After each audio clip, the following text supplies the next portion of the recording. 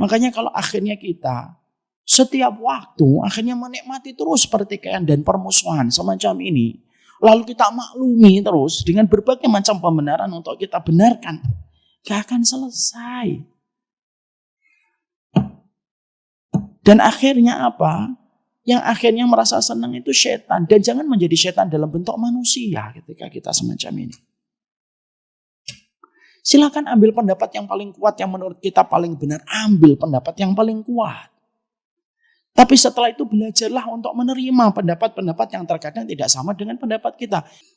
Ini saya sampaikan sebagai bagian dari upaya untuk menerangkan apa yang sedang terjadi supaya ibu-ibu semakin mengerti bagaimana sikap kita di dalam kita menyikapi sebuah persoalan. Ketergelinciran orang di dalam 1-2 masalah itu hal yang wajar. Kesalahan orang ketika dia mengambil pendapat yang mungkin tidak sama dengan pendapat yang kita pilih itu biasa aja gitu. A'udzu billahi minasyaitonir rajim. Ibadah itu bukan hanya ketika kita sholat syuruk. Ibadah itu bukan hanya ketika kita sholat duha. Ibadah itu bukan hanya sekedar ketika kita duduk di kajian ilmu. Tapi termasuk seluruh aktivitas yang kita lakukan. Ketika kita mengambil panci, ketika kita menuangkan air, ketika kita membersihkan kamar mandi sekalipun, kalau kita niatkan semenjak kita bangun tidur untuk Allah, semua itu menjadi ibadah kita di hadapan Allah. Betapa ruginya kita kalau kita memiliki hati yang lalai. Ketika kita melakukan aktivitas hanya sekedar autopilot, kita berjalan, kita melakukan, kita bangun tidur, dan baru ingat Allah ketika kita berdiri di atas sajadah. Dan lupa kepada Allah ketika sajadah sudah kita lipat. Itu termasuk hati yang tidak terjaga. Itu termasuk hati yang lalai. Hatinya para ulama, hatinya para sahabat Nabi Ridwanullah alaihim adalah hati yang selalu senantiasa yaqdoh. Yaqdoh itu terjaga dan mereka senantiasa ihtisab. Tidak ada yang mereka harapkan kecuali adalah keridhaan Allah. Kalau ibu hari ini tadi habis subuh tidak bisa untuk duduk lama sampai matahari terbit, karena keriwahan yang kita dapatkan di dalam rumah, dari mengurusi suami hingga mengurusi anak-anak, maka kita ihtisab, ya Allah, saya tidak bisa syuruk karena aktivitas yang sudah menunggu saya di dapur dan menunggu saya di dalam rumah. Maka itu pun sudah merupakan ibadah, walaupun ibu tidak duduk di atas sajadah. Kalau nanti ibu habis duhur, ibu pengennya sholat duhur, ba'diyahnya lama, lalu pengen tilawah Quran. Tapi apalah daya, ternyata sang suami mengajak ibu pergi jalan-jalan. Maka sesungguhnya ibu, ya sudah ya Allah. Ini pun saya niatkan untuk mendapatkan rahmat-Mu karena merespon panggilan dan permintaan suami pun termasuk ibadah. Maka itulah yang dinamakan dengan hati yang selalu ihtisab. Saya selalu berusaha. Kalau setiap saya bangun tidur, sebelum saya mengambil air wudhu, sebelum memulai aktivitas yang kita lakukan pada hari itu, saya duduk sebentar. Lalu saya berkata dan berdialog pada hati saya. Ya Allah, apapun yang saya lakukan hari ini, baik itu mengajak anak muter-muter, beli bubur ayam, membantu istri sesuai dengan apa yang saya mampu, gantian gendong anak kalau mereka sedang nangis, dan seluruh aktivitas saya niatkan karena Allah. Dan ketika kita sudah melakukan itu, semenjak saat itu, setiap menitnya sudah menjadi transaksi ibadah kita kepada Allah. Itulah nikmatnya ketika hati kita selalu terjaga. Jangan menjalani kehidupan hanya sekedar autopilot.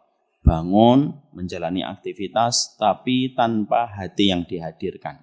Maka sesungguhnya itu termasuk hati yang lalai.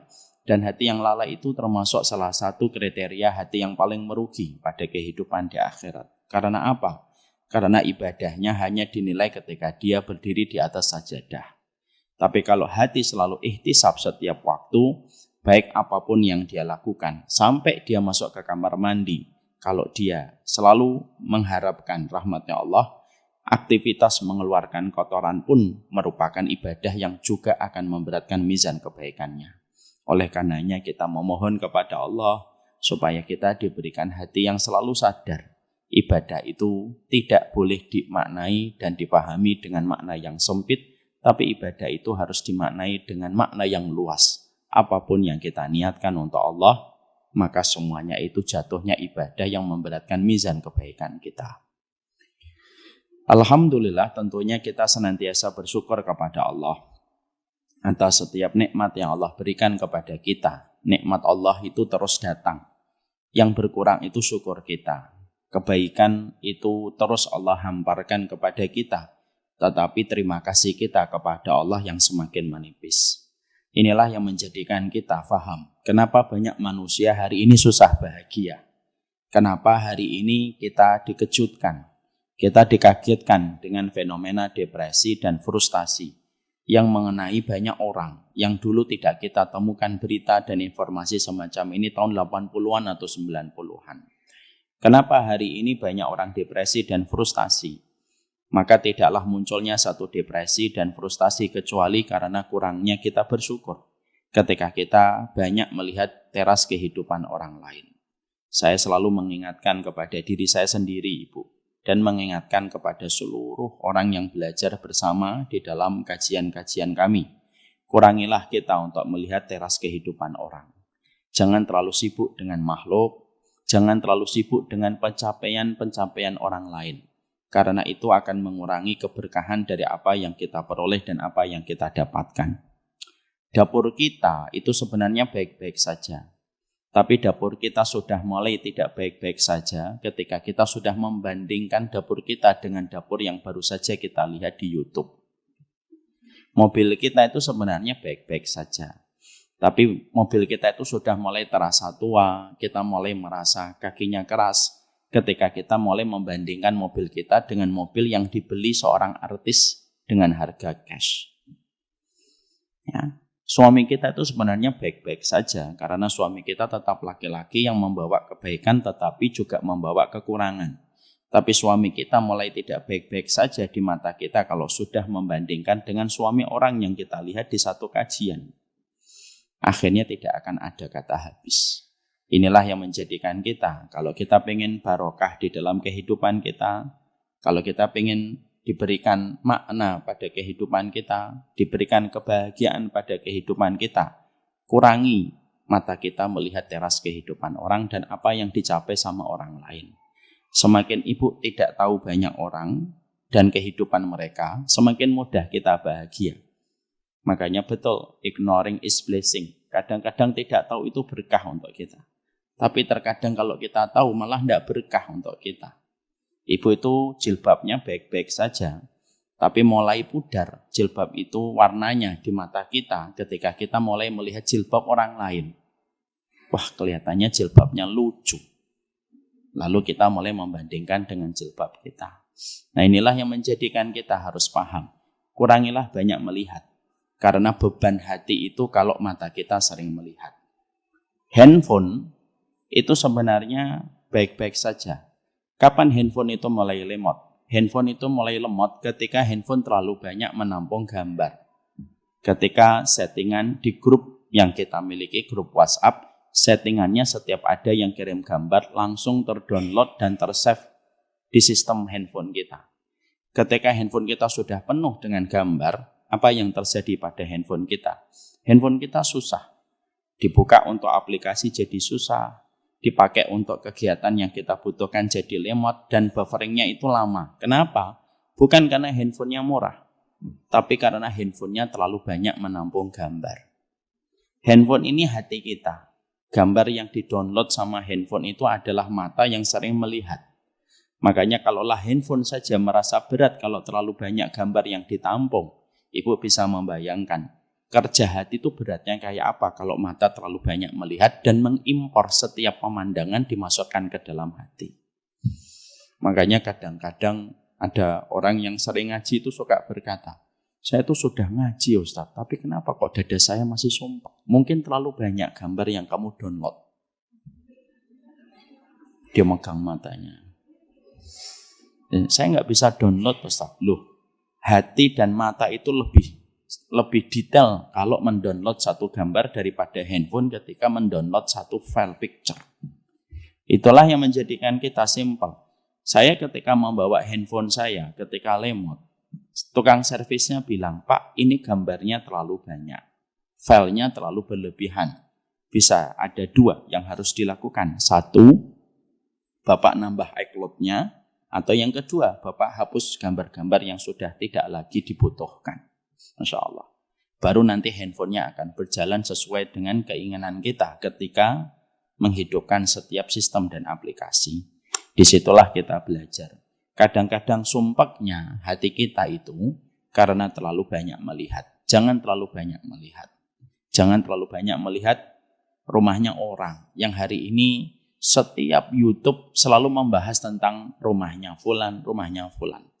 Karena sesungguhnya itu akan menghadirkan rasa sesak pada hati kita seiring waktu pasti dan perlahan. Itu pasti akan memberatkan hati kita. Semoga kita senantiasa mampu menjadi hamba yang bersyukur atas apapun yang Allah berikan pada kehidupan kita. Amin insya Allah.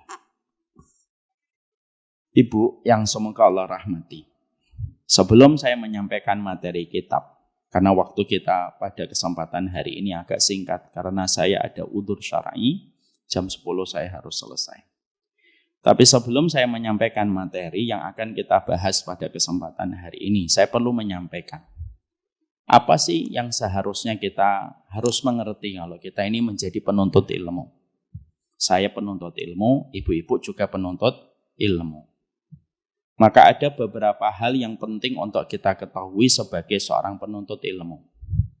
Di antara perkara yang kita harus mengerti kalau kita menjadi penuntut ilmu adalah bagaimana seorang penuntut ilmu sebelum mereka belajar tentang masalah fikih, sebelum mereka belajar tentang masalah ijtihad, bagaimana para ulama ketika menentukan pendapat-pendapat mereka, kita sebagai penuntut ilmu sebelum menyerap semua ilmu-ilmu itu dalam kehidupan lembaran hari-hari kita itu harus senantiasa membersihkan hati kita dan mensucikan hati kita sebelum kita belajar ilmu dan segala rumpunnya. Karena sesungguhnya fikih dan seluruh rumpun ilmu yang ada pada kehidupan yang kita pelajari itu tergantung bagaimana hatinya nanti ketika menampung semua ilmu itu ketika dipelajari oleh manusia.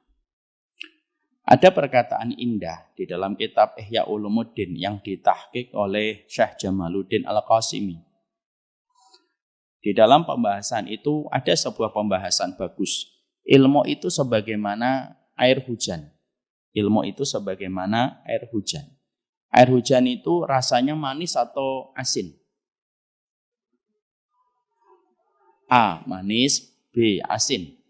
Manis atau asin? Hah? Ibu ada yang mengatakan asin? Asin ibu. Kalau ada yang mengatakan asin, maaf, jangan-jangan itu bukan air hujan. Tapi keringat suami kita yang di lantai 2. Air hujan itu rasanya tawar. Dia tidak membawa rasa manis, tidak membawa rasa masam. Ketika air hujan itu sudah turun di permukaan bumi, maka air hujan itu akan berubah rasanya, tergantung akar pohon mana yang menyerapnya. Kalau yang menyerapnya itu akar pohon kaktus, berarti apa yang terjadi pada rasa air hujan yang tawar tadi? Rasa air hujan yang tawar itu akan berubah menjadi pahit dan menumbuhkan duri yang melukai setiap orang yang melewati. Tapi kalau yang menyerapnya air hujan yang turun di permukaan bumi, yang menyerapnya itu adalah akar pohon buah kurma atau pohon kurma, maka air hujan yang tawar tadi akan menjadi manis dan seluruh bagian dari pohon kurma itu memberi manfaat kepada setiap orang. Itulah air hujan. Sama ibu, ilmu itu sama. Ilmu itu ketika turun pada kehidupan kita, kata Syekh Jamaluddin Al-Qasimi, sesungguhnya air itu ketika turun, ilmu itu ketika turun, itu dia tawar. Tergantung siapa pemilik hati yang mendapatkan ilmu itu. Kalau yang mendapatkan ilmu itu memiliki hati yang kotor, punya kecondongan untuk sombong, kasar, dan memang ingin untuk mencari permusuhan, dan dia menikmati setiap kilat dan halilintar ketika menyambar-nyambar, maka ilmu yang didapatkan itu akan dijadikan dia pembenaran atas segala sikapnya untuk sombong, kasar, menghujat, mencela. Kenapa? Karena hatinya memang sudah dalam kondisi semacam itu. Kayak akar pohon kaktus ketika menyerap air hujan. Tapi kalau ada ilmu yang datang, yang bersifat netral, tetapi direspon sama hati yang bersih, hati yang tidak merasa sombong, hati yang tidak tega untuk melukai orang, hati yang tidak tega untuk mencecah orang, untuk mencaci orang lain, tidak tega untuk merendahkan kehormatan orang lain, maka ilmu itu akan direspon oleh hati tersebut menjadi sesuatu yang baik. Ini merupakan perkara penting, sebuah nasihat untuk saya dan untuk ibu sebagai seorang penuntut ilmu dan keluarga kami dalam kajian-kajian keilmuan. Kita ini terkadang harus melihat hati kita, karena sesungguhnya ilmu itu bisa dibawa kemana saja, tergantung hati yang merespon ilmu itu. Kita bisa menjadikan ilmu itu pembenaran kita untuk merendahkan setiap orang. Oh bisa kok, gampang. Dalil bisa diambil, dalil bisa diolah untuk merendahkan setiap orang. Mencela orang, menjatuhkan kehormatan orang, itu gampang. Tapi bagi mereka yang hatinya sudah bersih dan selalu dijaga, dia tidak akan pernah tega untuk menjadikan hatinya untuk mencela dan mencaci setiap orang. Makanya pertama kali yang kita harus miliki adalah kalau kita mempelajari ilmu, hanya menjadikan kita meninggi dan jiwa kita melangit, lalu kita merendahkan orang, lalu kita meremehkan setiap pendapat orang yang tidak sama dengan pendapat kita, dan kita meremehkan setiap taklim yang tidak sama dengan taklimnya yang kita ikuti, maka maaf, bisa jadi hati kita yang kotor, sebagaimana bejana yang kotor ketika menampung air yang jatuh, airnya pun menjadi kotor. Bukan karena airnya yang kotor, tetapi bejananya yang terlalu kotor. Ada orang yang mereka itu tidak sadar bahwasanya mereka memiliki hati yang kotor. Sehingga setiap ilmu yang dia pelajari, setiap ilmu yang dia dapatkan, dipakai untuk mencela setiap orang, menghujat setiap orang. Lalu menjatuhkan setiap orang yang berbeda pendapatnya dengan pendapat dirinya. Dan lalu dia merasa benar dan para pengikutnya pun akan mengeluh-ngeluhkan apa yang dilakukan olehnya. Kenapa? Karena terkadang pemilik hati yang kotor itu yang kumpulnya dengan orang-orang yang kotor hatinya. Inilah pentingnya bagi kita, ilmu itu harusnya ditempatkan pada bejana yang bersih. Dan kita menyibukkan diri kita dengan berbagai macam aib dan kekurangan yang ada pada diri kita. Serta kita berusaha menghormati setiap pendapat-pendapat yang terkadang pendapat itu tidak sama dengan pendapat-pendapat yang kita miliki. Karena apa? Mendapatkan orang 100% pendapatnya sama dengan kita, itu hal yang mustahil. Kita sama suami kita sama istri kita, yang kita sudah menikah 5 tahun, 10 tahun, 15 tahun, itu pun belum tentu sama. Masalah lampu, apakah terang, apakah gelap, kita berbeda pilihannya. Masalah pasta gigi, dia maunya ini, kita pun berbeda. Masalah sandal pun kita berbeda kan.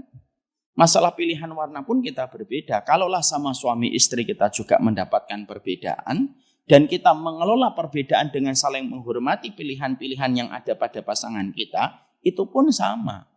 Kita dalam proses kita ketika mencari ilmu, proses kita itu harus melihat bagaimana kondisi hati kita. Inilah pentingnya bagi kita, sekali lagi ini poin pertama, menjaga kebersihan hati ketika kita mendapatkan ilmu itu penting, supaya tidak menjadi orang yang jumawa dengan ilmu kita, tidak menjadi sombong dengan apa yang kita peroleh, dan tidak suka merendahkan orang dan menghancurkan kehormatan orang, hanya karena memiliki titik pandang yang berbeda dengan titik pandang yang kita miliki. Rasulullah itu pernah beliau itu tawaf. Ketika beliau tawaf, pandangan beliau tertuju kepada Ka'bah. Kita tahu Ka'bah, Ibu. Ibu, sebagian besar yang pertama kali ketika dulu kita umrah, kita melihat Ka'bah, kita terenyuh atau tidak? Terenyuh, meneteskan air mata tanpa kita sadari. Saking begitu agungnya kita mencintai Ka'bah ketika Ka'bah itu disimbolkan oleh Allah sebagai rumahnya Allah, yaitu Baitullah. Tapi yang menarik, ada sebuah riwayat yang sangat indah. Ketika Rasulullah SAW beliau sedang tawaf, pandangan beliau ke arah Ka'bah, lalu beliau bersabda di dalam salah satu sabdanya, wa inna la hurmah al-mu'min a'dzam min hurmatika ya Ka'bah. Sesungguhnya kehormatan seorang mukmin itu lebih besar daripada kehormatan dirimu wahai Ka'bah. Jadi seorang mukmin itu kehormatannya dinobatkan oleh baginda Nabi dengan lesannya, kehormatan mukmin itu lebih gede daripada kehormatan Ka'bah. Padahal kita tahu kehormatan Ka'bah itu sebesar apa bagi kehidupan kita sebagai orang yang beriman. Kalau ada yang berusaha membakar Ka'bah, seluruh muslim timur dan barat akan marah. Siap mengorbankan nyawanya untuk menentang siapapun yang ingin membakar Ka'bah. Itu kehormatan Ka'bah. Dan Rasulullah mengatakan kehormatan seorang mukmin itu lebih besar daripada kehormatan Ka'bah. Kita bisa membandingkan, kita bisa membayangkan betapa besarnya kehormatan seorang mukmin. Makanya kalau setiap ada perbedaan, lalu akhirnya menghasilkan pertikaian, menghancurkan orang, mengeluarkan orang dari jalan kebenaran, lalu ada satu perbedaan, kamu keluarkan orang dari Ahlus Sunnah, menurut versi kamu, seakan-akan kamu merupakan penjaga dan pengawal yang dipilih oleh Allah sebagai penjaga Ahlus Sunnah, lalu kamu keluarkan setiap orang yang tidak sama dengan pendapat dirimu, ya bubar masalah kita dalam beragama. Ada orang-orang itu yang merasa dirinya itu seakan-akan mewakili Ahlus Sunnah. Seakan-akan dia melihat orang lain bukan mewakili Ahlus Sunnah. Dan ini akan menjadi sebuah penyakit yang serius menimpa kepada banyak kaum muslimin ketika kita sekali lagi melupakan apa yang tadi kita dapatkan dari perkataan Syekh Jamaluddin Al-Qasimi. Air ilmu itu kayak air hujan, Bu. Tergantung kita kok. Kalau hati kita memang sudah sombong, dulu sebelum ngaji memang sudah punya bakat untuk sombong, gampang rendahin orang, maka ketika ngaji hanya menjadi pembenaran untuk meneruskan kesombongannya, untuk meneruskan sifat kekasarannya. Lalu ketika dulu dia tidak merasa benar, tidak merasa ada pahala, setelah ngaji dengan sifat kasarnya dia merasa mendapatkan pahala, dan itu salah fatal. Ya. Makanya akhirnya paham yang pertama. Pastikan bahwasanya hati kita yang menjadi tempatnya ilmu ketika kita dengarkan, ketika kita memikirkannya, pikirkan hatimu adalah bejanamu. Kalau bejana ini bersih, ilmu akan menjadi bersih. Tapi kalau bejana ini kotor, bejana hati kita kotor, maka ilmu pun akan menjadi kotor disebabkan hati yang meresponnya itu adalah hati yang kotor. Ini yang pertama yang perlu saya sampaikan. Yang kedua, yang perlu untuk kita ketahui adalah bahwasanya Imam Ibnu Qayyim di dalam kitabnya Madarijus Salikin, Ibu pernah membaca kitab Madarijus Salikin? Insya Allah tidak pernah. Ya. Bukan saya suudon, tapi fakta. Di dalam kitab Madarijus Salikin kita mengetahui dan kita mendapati perkataan dari Imam Ibnu Qayyim.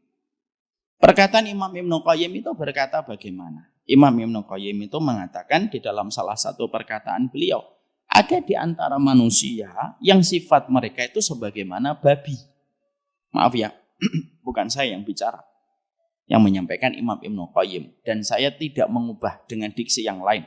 Karena kalau dirubah dengan diksi yang lain, maka maknanya tidak nyampe.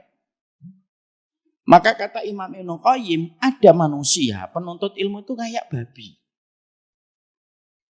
Babi itu gimana sih sifatnya? Babi itu, kalau babi itu mendapatkan makanan-makanan yang segar, asupan makanan yang segar, kayak buah yang segar, sayur yang segar, babi itu tidak pernah tertarik untuk makan.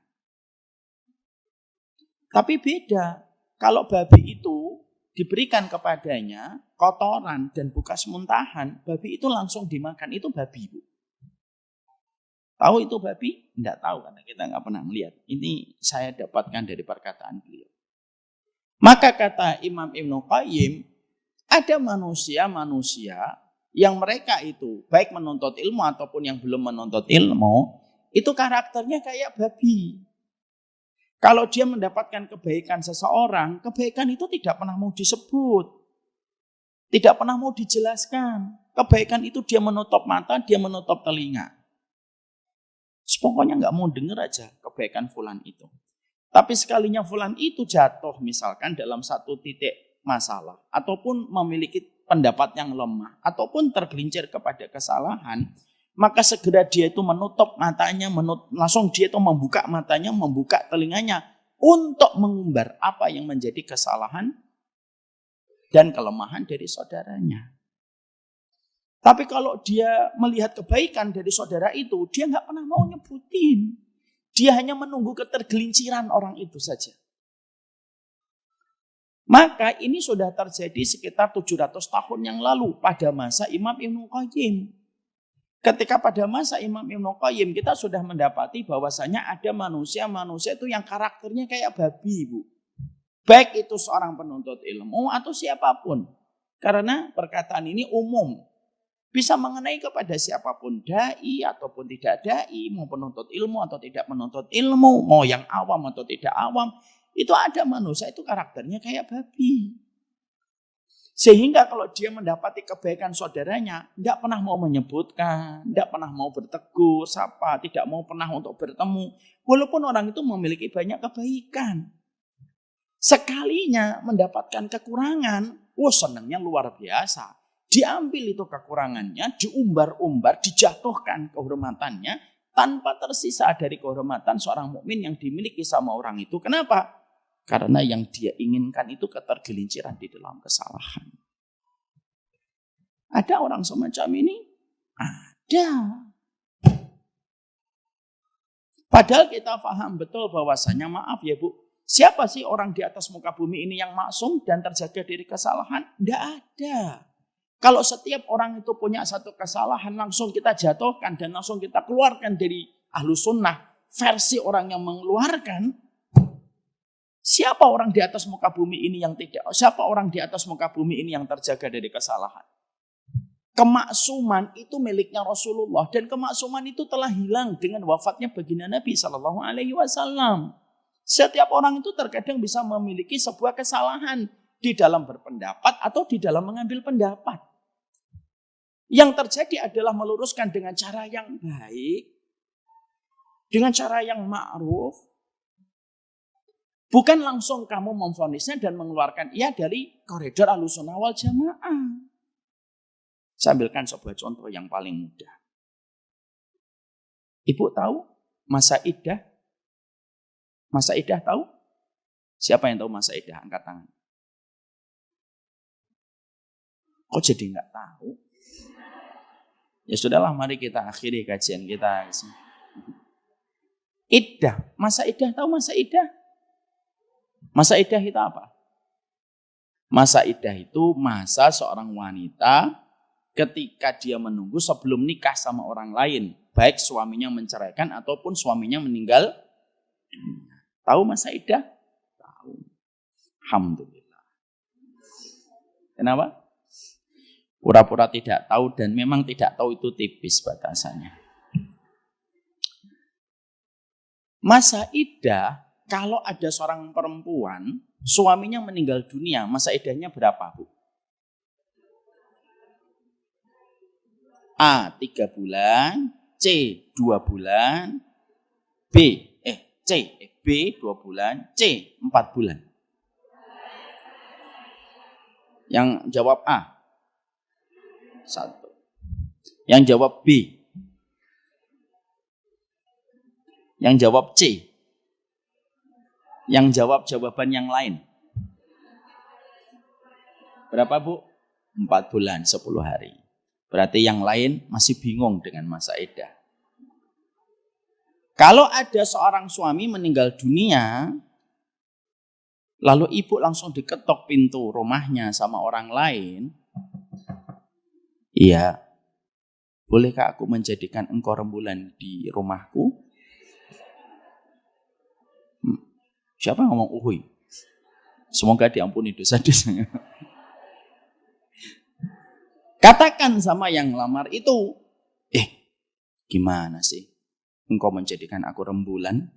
Mau suamiku baru meninggal sekitar 1 pekan yang lalu. Hatiku masih terpenjara dengan memori indah bersamanya. Itu kalau baru 1 pekan.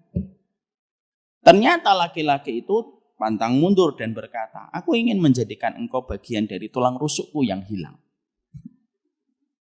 Oke, temui saya setelah 4 bulan 10 hari.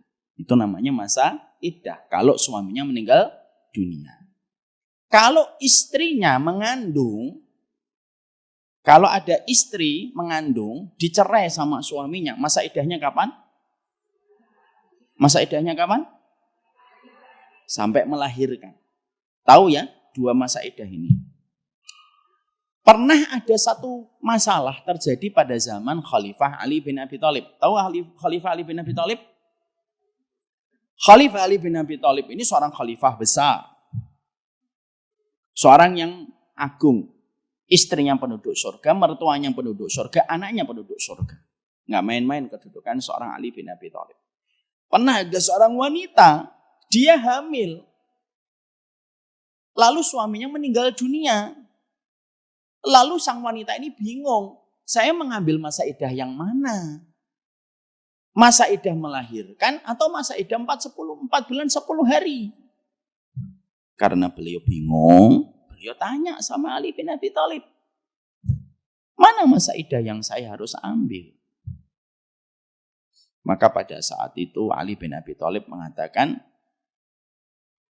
al-akhdu ayyahuma atwal. Kamu mengambil mana yang paling panjang tersisa dari masa iddah itu. Itu kata Ali. Kalau seseorang wanita, jadi penjelasan dari perkataan Ali, fatwanya Ali itu apa? Kalau ada wanita,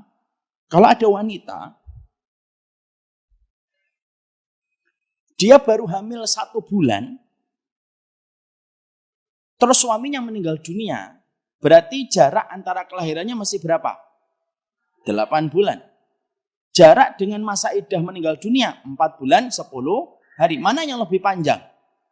Melahirkan. Berarti diambil yang paling panjang. Berarti masa iddahnya sampai nanti melahirkan.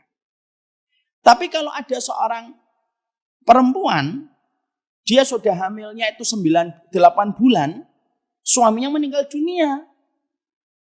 Maka dia tinggal berapa bulan untuk menuju kelahiran?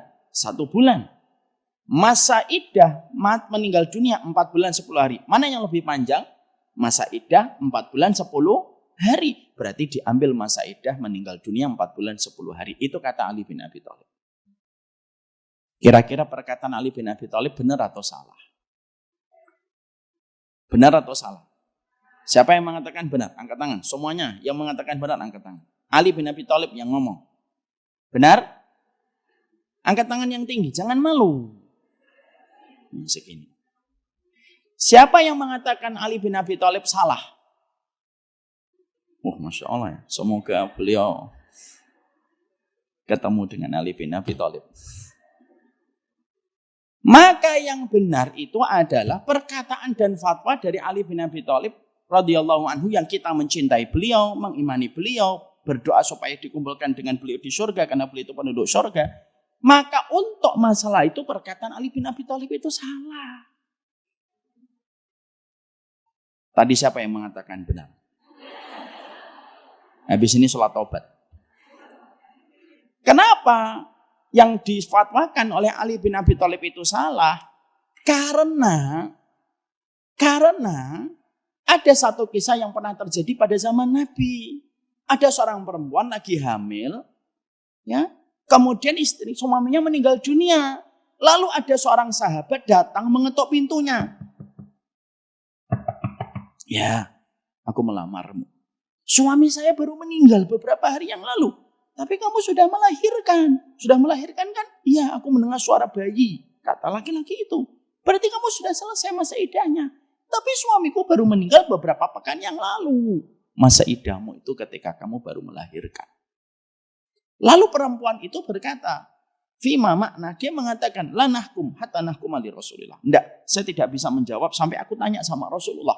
Pergilah beliau kepada baginda Nabi. Lalu tanya kepada baginda Nabi sallallahu alaihi wasallam, ya Rasulullah, suami saya baru meninggal beberapa hari yang lalu. Beberapa pekan yang lalu. Dan aku 2 hari yang lalu, 3 hari yang lalu baru melahirkan. Lalu tiba-tiba ada yang melamarku. Masya Allah ya. Luar biasa ini perempuan. Ada yang datang melamarku ya Rasulullah. Apakah saya terima atau tidak terima? Kata Rasulullah. Kata beliau itu adalah, iddatuki, sesungguhnya masa iddahmu itu ketika kamu melahirkan. Walaupun kamu baru beberapa hari suamimu meninggal dunia. Berarti kalau ada perempuan hamil dan suaminya meninggal dunia, baginda Nabi Shallallahu Alaihi Wasallam mengatakan masa idahnya satu, masa idahnya itu melahirkan. Itu perkataan Nabi. Yang kita ikuti Ali bin Abi Thalib atau Rasulullah Shallallahu Alaihi Wasallam. Nah tadi katanya Ali. Cepat sekali sih berubah ibu-ibu. Tadi ngomongnya Ali. Yang kita ikuti siapa? Rasulullah. Tapi apakah kita akan mengatakan Ali bin Abi Thalib sesat? Siapa yang mengatakan Ali sesat? Berhadapan dengan saya. Dan teman-teman saya juga. Kenapa? Karena baginda Ali atau sahabat Ali bin Abi Thalib, beliau kalaupun salah, dia tetap memiliki satu pahala. Beliau itu karakternya sebagai mujtahid. Dan beliau ketika saat mengatakan bahwasanya ketika Ali bin Abi Thalib mengatakan dengan fatwa itu, karena beliau tidak tahu tentang hadis itu. Ketika ada hadis itu, Ali tidak ada di samping Rasulullah. Pernyataan saya setelah menyampaikan riwayat ini itu sederhana, Bu. Apa yang sederhana? Kalaulah seorang Ali bin Abi Thalib saja tidak maksum, karena yang maksum hanyalah baginda Nabi. Lu apalagi Ustadz hari ini? Jadi kalau ada Ustadz salah langsung kamu katakan keluar dari Ahlussunnah wal Jamaah. Lu kamu harus mengeluarkan banyak orang, yang tersisa cuma kamu tok. Dan kelompokmu yang berada di antara Ahlussunnah. Ya atau tidak, Bu? Karena yang namanya kesalahan itu hal yang wajar. Tapi bukan langsung kita memvonisnya dan mengatakan nggak layak dijadikan ilmunya, tidak boleh diambil ilmunya, nggak boleh dijadikan referensi. Lu yang ngomong aja banyak salah kok. Kalau mau dicari kesalahan dia pun sama, banyak. Cuma tidak setiap orang itu memiliki hati buruk sebagaimana dia hatinya buruk ketika mencari kesalahan orang. Ustadz semangat sekali. Enggak, biasa aja. Jadi di situ kita akhirnya memahami betul bahwasanya memahami tentang masalah kemaksuman itu penting. Makanya akhirnya ini juga terjadi kepada zamannya Imam Abu Hanifah. Saya nanya sama ibu. Ibu boleh nggak seorang perempuan nikah tanpa wali? Boleh? Boleh atau tidak ibu? Nggak boleh. Yakin nggak boleh? Ya. Saya sekarang sampaikan Imam Abu Hanifah. Imam Abu Hanifah itu ibu ulama besar. Imam Abu Hanifah ulama besar atau ulama Jabodetabek? Ulama besar. Imam Abu Hanifah itu berkata begini. Boleh nggak seorang wanita nikah tanpa wali? Kata Imam Abu Hanifah, boleh, jaizun. Kenapa? Perhatikan dalilnya dari Imam Abu Hanifah. Li'annal mar'ata tasluhu an tatasarraf fi maliha wa kadzalika tasluhu an tatasarraf fi irdiha. Kata Imam Abu Hanifah, seorang perempuan itu boleh mengelola harta. Misal, ada perempuan punya rumah harganya 5 miliar. Dia jual beli sah atau tidak sah? Sah. Kalau wanita saja boleh mengelola hartanya walaupun hartanya itu berlimpah, kata Imam Abu Hanifah menggunakan kias. Berarti wanita boleh mengelola kehormatan dirinya tanpa menunggu izin dari walinya. Itu kata Imam Abu Hanifah.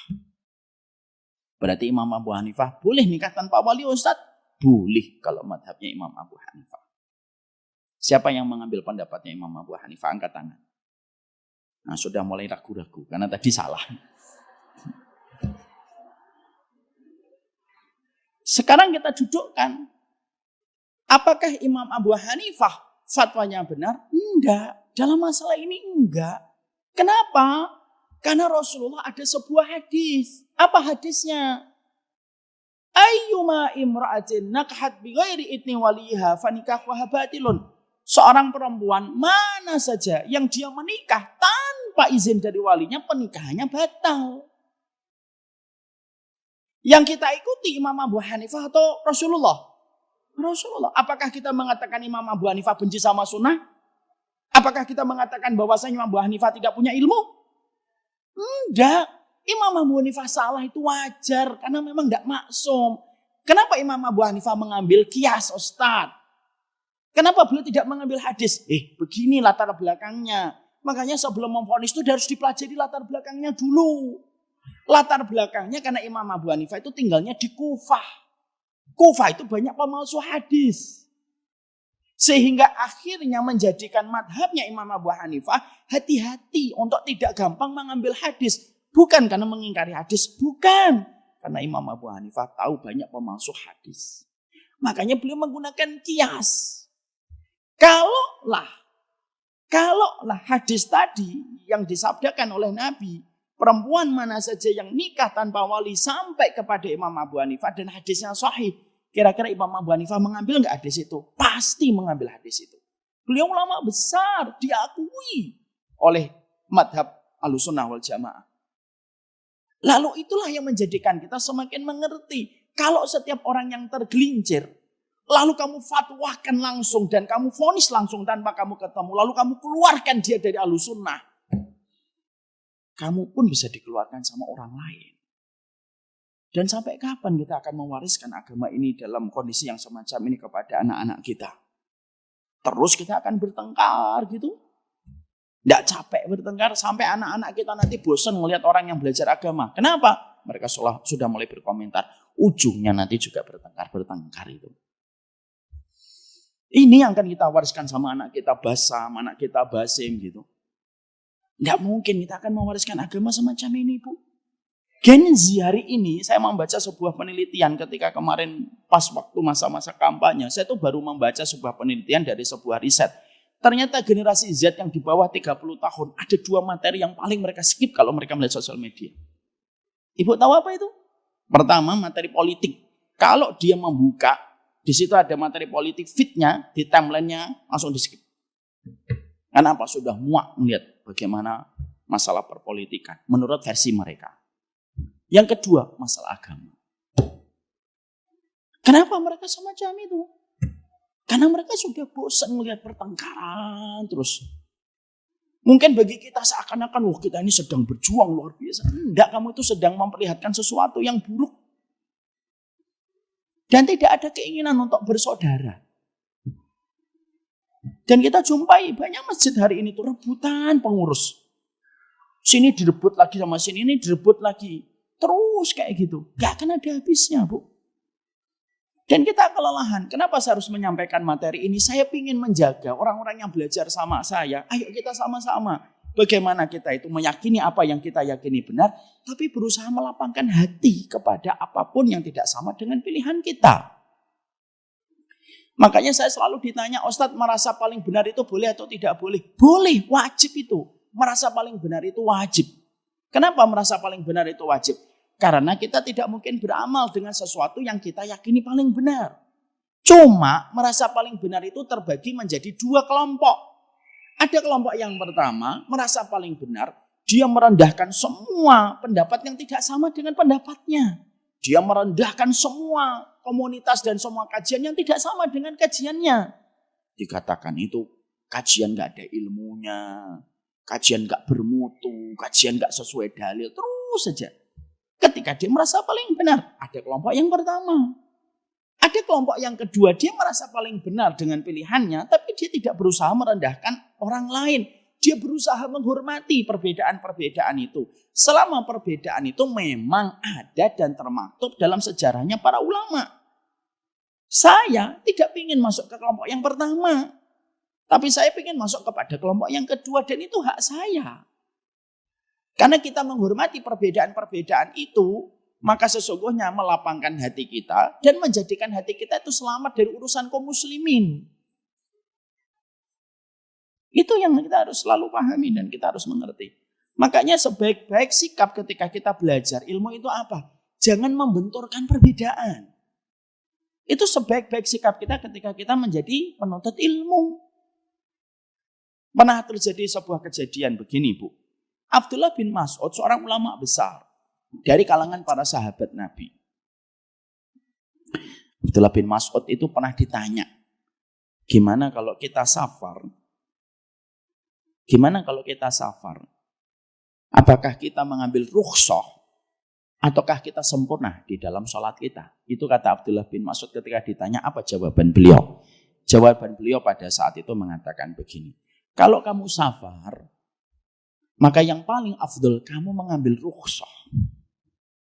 Ya, zuhur jadi 2. Maghrib tetap 3. Isya jadi 2. Mengambil rukhsah yang paling afdal. Lalu pertanyaan berikutnya disusul. Gimana wahai Abdullah bin Mas'ud? Kalau kami safar, lalu kami tidak mau ngambil rukhsah. Tapi kami ingin mengambil hukum sempurna. 4 tetap 4. Jawaban dari Abdullah bin Mas'ud pada saat itu mengatakan, mukhalafatus thiqqah. Kalau kamu mengambil pendapat yang sempurna, tidak mau mengambil rukhsah ketika safar, berarti kamu menyelisihi pendapat yang lebih kuat. Lihat, perhatikan jawabannya. Kamu menyelisihi pendapat yang lebih kuat. Oke, sudah diucapkan itu.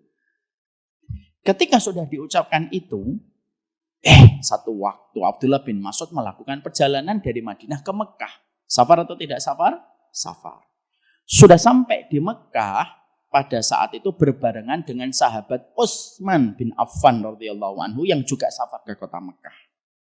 Dan sahabat Utsman itu memiliki ijtihad bahwasanya safar selama tidak berat sempurna. Lalu dilaksanakanlah sholat asar kalau tidak salah. Dilaksanakanlah sholat asar. Siapa yang didaulat menjadi imam? Sahabat Utsman. Karena kedudukan beliau di keluarga Rasulullah Sallallahu Alaihi Wasallam menikahi 2 putrinya Rasulullah Sallallahu Alaihi Wasallam di makanatihi inda ahlin Nabi. Maka beliau jadi imam. Ketika beliau jadi imam, beliau mengatakan sholatnya sempurna, tamam, sholatnya 4 rakaat. Orang itu ngeliatin Abdullah bin Mas'ud. Lalu mereka memperhatikan Abdullah bin Mas'ud. Apakah Abdullah bin Mas'ud akan sholat di belakang Utsman, ataukah Abdullah bin Mas'ud akan pergi? Karena apa? Sholat sempurna itu menyelisih pendapat yang lebih kuat. Ternyata Abdullah bin Mas'ud sholat di belakang sahabat Utsman 4 rakaat.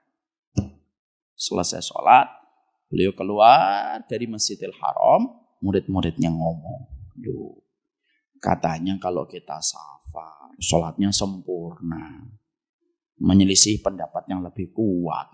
Kok kamu tadi sholatnya sempurna di belakang Utsman? Perhatikan jawaban dari Abdullah bin Mas'ud. Al-khilafu syarrun. Ngotot dengan perbedaan itu buruk. Dan seorang Abdullah bin Mas'ud itu rela pendapatnya nggak dipakai. Mengikuti pendapat lemah menurut versinya beliau untuk menjaga kalimat kaum muslimin. Apakah Abdullah bin Mas'ud ngotot?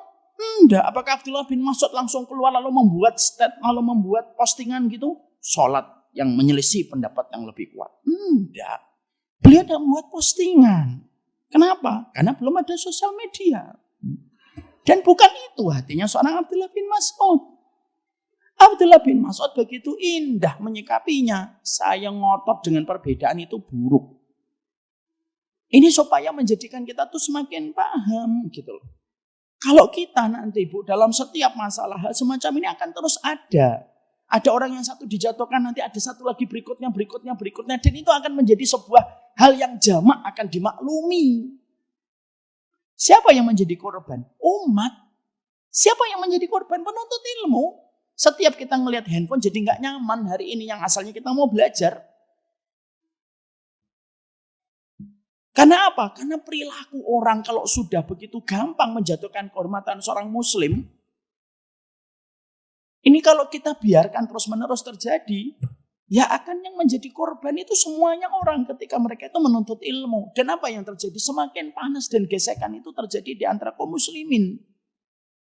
Hari ini sudah tidak ada kasus semacam itu saja, masih banyak gesekan.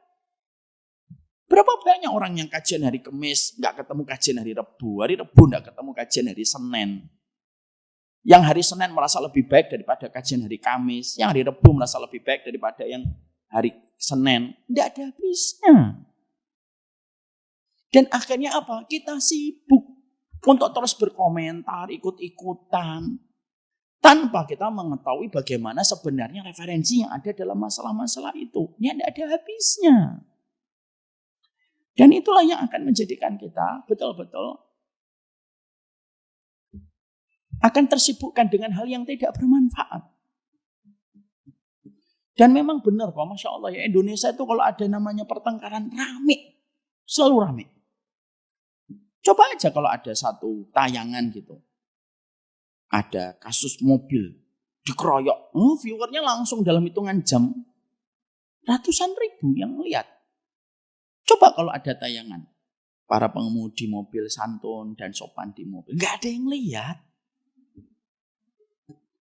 Dan kita kaum muslimin itu terkadang suka dengan hal semacam itu. Dan apa yang akhirnya terjadi? Memikirkan beban umat itu menjadi hal yang kita tidak pikirkan. Padahal banyak sekali PR umat yang ada pada kehidupan umat hari ini. Dan itu yang kita khawatirkan. Saya itu pernah menyampaikan di sini kalau tidak salah. Ibu, saya itu pernah 3 tahun yang lalu sebelum pandemi, 4 tahun berarti. Saya itu pernah pas ketika Ramadan, keluar saya habis tarawih sama istri saya. Yuk cari warmindo. Ayo gitu. Kami akhirnya milih satu warung Bu. Di situ ada warung, kita mesen mie goreng, telur, matang, setengah matang. Istri saya pesan. Terus ada pengamen. Pengamennya itu enggak bawa gitar. Pengamennya itu pakai tepuk tangan aja. Saya itu kalau sama pengamen, saya tetap ngasih pengamen. Dalam beberapa kondisi, tidak semuanya. Karena 3 alasan. Ini kalau ada yang motong-motong, terserahlah. Saya punya 3 alasan kenapa saya itu ngasih pengamen. 1, saya tidak mau memaksa pengamen untuk meyakini hukum yang saya pahami hukum itu. Dan saya tidak mau mengukur sepatu saya dengan sepatunya pengamen ketika memahami sesuatu. Bagi saya nggak ada musik, haram. Tapi saya tidak mau memaksa pengamen itu untuk memahami apa yang saya pahami. Bisa jadi dia nggak paham masalah musik, masalah sholat aja mungkin dia nggak paham. Yang kedua, bisa jadi pengamen itu ketika dia mengambil pengamen itu, bisa jadi itu pilihan paling terakhir Bu, di antara semua pilihan buruk yang pernah ditawarkan kepadanya. Pernah ditawari begal, pernah ditawari copet, pernah ditawari kurir narkoba. Semuanya ditolak. Yang paling aman bagi dia memang jadi pengamen. Itu bagi saya yang kedua. Yang ketiga, saya memastikan uang yang saya berikan kepadanya halal Bu. Semoga bisa menjadi sebab keberkahan untuk dirinya. Ditambahi lagi dengan yang keempat, supaya dia tidak bersuudzon kepada kami yang saat itu saya pakai bagamis habis sholat, istri saya pakai hijab syari, pakai niqab gitu. Jangan sampai dia berprasangka, wah kalau saya ngamen depan orang berniqab dan bergamis, pasti mereka sewot ngeliatin saya. Dan akhirnya dia benci sama agama. Ini pilihan saya loh ya, ibu mau milih, nggak apa-apa. Sama dengan saya nggak maksa, nggak sama juga, nggak ada masalah. Ketika ada pengamen kayak gitu, pakai tangannya, saya panggil. Sebagian dari badannya bertato. Saya panggil. Istri saya nolak pertama kali. Gak usah dipanggil, tapi gitu. Gak apa-apa. Gak usah dipanggil. Gak apa-apa. Saya punya prerogatif. Malam itu aja. Saya panggil beliau. Saya tanya. Namanya siapa Mas? Sebutkan namanya. Dia menyebutkan nama yang keren sekali. Saya bilang, wah namanya bagus banget. Nama aslikah itu? Enggak Pak. Ini nama yang dikasih sama orang-orang. Siapa? Sama teman-teman saya. Lah nama orang tua siapa? Saya enggak tahu. Karena saya diletakkan di bawah jembatan. Dari kecil. Dan yang merawat saya orang-orang di bawah kolong jembatan. Itu nyata loh Bu. Enggak jauh dari Kemang Pratama tempat saya tinggal. Nama aslinya enggak tahu? Enggak tahu. Setelah itu saya tanya, sholat gak Mas? Sholat Pak, sholat saya. Sholat maghrib berapa? 5 rakaat lah. Masih ingat saya. Isya 6. Saya gak mau lagi nanya taraweh, ya kan? Apalagi subuh. Saya takut kecewa sekali. Istri saya lagi makan ketawa ngakak. Saya coba tahan-tahan. Mencoba untuk berwibawa saya. Sudah makan mas? Sudah. Sudah makan? Sudah. Mau makan lagi enggak? Ya kalau dikasih enggak apa-apa pak. Dah duduk dulu. Makan. Makan dia. Mas tolong layani. Dilayani. Pak ini enggak apa-apa. Enggak apa-apa. Duduk sini pak. Iya. Terus saya ngobrol dengan beliau. Saya ngobrol itu kan saya harus menyesuaikan bu. Orang yang jawabnya sholat maghrib 5 rakaat terus gimana? Maksud saya mengatakan, gini loh mas. Qala Allah Ta'ala fil Quranil Karim. Gak mungkin saya ngomong gitu. Jadi Imam Ibnu Qayyim itu berkata dalam kitabnya. Gak paham dia Imam Ibnu Qayyim itu sopo. Gak mungkin saya. Saya tuh mencoba untuk ngatur kalimat di otak saya. Ini ngomongnya gimana ya gitu. Terus saya keluar kalimat itu. Tapi dari kalimat itulah saya banyak mengambilkan perenungan dan ibroh. Mas pengen bahagia enggak? Saya mulainya tuh di situ. Nanti kalau dia jawabannya, iya pak saya pengen bahagia. Sholat. Nah itu ujungnya ke situ. Tapi jawabannya tidak sesuai dengan apa yang saya pikirkan. Mas pengen bahagia enggak? Enggak. Loh ini nyata. Enggak dibuat-buat. Masa enggak pengen bahagia? Enggak pak. Bahagia itu bukan untuk orang semacam saya. Coba. Terus saya tanya, mas pengennya apa? Saya pengen punya gitar pak. Itu kalau dalam bahasa Jawa itu ngerantes. Tahu ngerantes? Sedih ngomongnya. Saya tuh pengen punya gitar pak. Kenapa kok pengen punya gitar? Saya nggak langsung mengatakan, punya mushaf dong, sajadah dong. Enggak mungkin saya langsung ngomong gitu kan. Ngaji dong di Darussalam. Enggak lah. Saya tanya, kenapa pengen punya gitar mas? Gitu. Sampai nggak pengen bahagia. Saya tuh pengen kalau ngamen nggak direndahin orang. Kadang-kadang saya ngamen tuh pak, bukan saya maksud saya tuh pakai tangan. Karena memang saya nggak punya uang beli gitar. Saya tuh pengen punya gitar supaya orang tuh nggak ngerendahin saya. Minimal mereka itu ya ngelirik saya lah ketika saya itu nyanyi gitu. Itu nyata loh. Dan ini merupakan satu di antara ratusan ribu kasus yang terjadi di umat. Lalu saya sampaikan kepada beliau saat itu. Saya pengen ngobrol lebih panjang sama beliau. Lalu saya ngomong, gini aja ya mas. Nanti makan, selesaikan. Kalau mau bungkus, silakan bungkus. Besok temuin ya. Saya itu di Kemang Pratama 3. Nanti kamu pergi ke masjid namanya Masjid Baitur Rahman. Ada di situ. Nanti tolong tanya. Saya pengen ketemu dengan Mas Umar Mita. Kalau saya ngomong Ustadz kan nggak mau dia pasti. Nanti ngomong, saya mau ketemu Mas Umar Mita. Keinginan kamu nanti kita bicarakan. Ya Pak, sambil makan. Benar ya? Iya. Siapa nama saya? Mas Umar Mita. Benar. Besok saya tunggu ya. Ya.